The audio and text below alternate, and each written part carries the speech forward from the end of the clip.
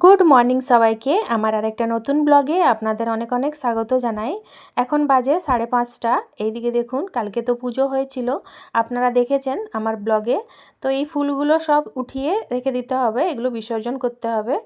তুলে রেখে দেবো, হাজব্যান্ড গিয়ে পরে পুকুরে বিসর্জন করে আসবে। এইদিকে বাইরের থেকে সাদা ফুল নিয়ে আসলাম।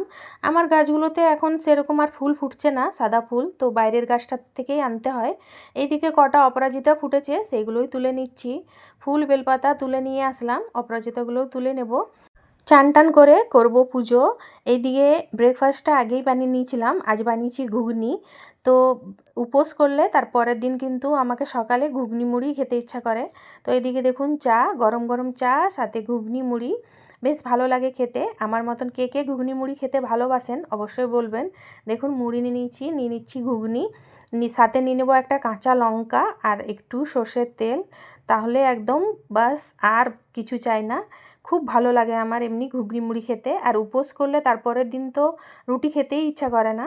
এইদিকে ব্রেকফাস্ট করে নিলাম, তারপরে কিছু কাপড় ছিল সেগুলো শুকতে দিয়ে দেবো। আজকে তো বৃষ্টি পড়ছে না, একটু হালকা হালকা রোদ দেখাচ্ছে, তো শুকে যাবে। এইদিকে কিছু পার্সেল অর্ডার করেছিলাম, সেইগুলোই চলুন আপনাদেরকে দেখাবো। জন্মাষ্টমী তো আর বেশি দিন নাই, 4 সেপ্টেম্বরে জন্মাষ্টমী।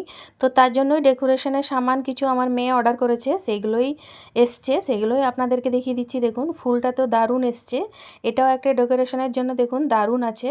তারপরে একটা প্লেট অর্ডার করেছিল, যে প্লেটটা 4 সাইডে প্রদীপ, দেখুন এই প্লেটটা কিন্তু ভাঙা আছে, তো এটা রিটার্ন করে দিয়েছি, এরপরে আসলে নিয়ে যাবে। আরেকটা আছে দোলনা, আমার মেয়ে অর্ডার করেছে, ও নিজের পয়সা জমিয়ে দেখুন গোপালের জন্য রাখি আসছে, তার জন্য দেখুন দোলনাটা অর্ডার করেছে। দোলনাটা কিন্তু খুব সুন্দর আছে, চলুন আপনাদেরকে ভালো করে দেখিয়ে দিই। দেখুন দোলনাটা দারুণ আছে, কিন্তু খুবই সুন্দর লাগছে দেখতে।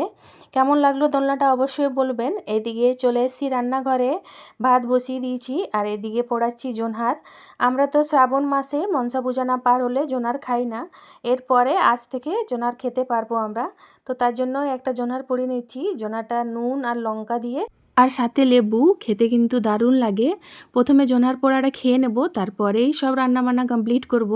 আজকে রান্না করব মাটন, সাথে ধোবি দাদা ওদের বাড়িতে পাঁঠা বলি হয়, তো পাঁঠার মাংস এনে দিয়েছে, সেই পাঁঠার মাংসটা রান্না করব, সাথে করব ভাত আর পাঁপড় আর সালাদ। আমার এই ভিডিওগুলো যদি আপনাদেরকে দেখতে ভালো লাগে তাহলে অবশ্যই সাবস্ক্রাইব করবেন, আর যারা ফেসবুক থেকে দেখছেন তারা ফলো করবেন।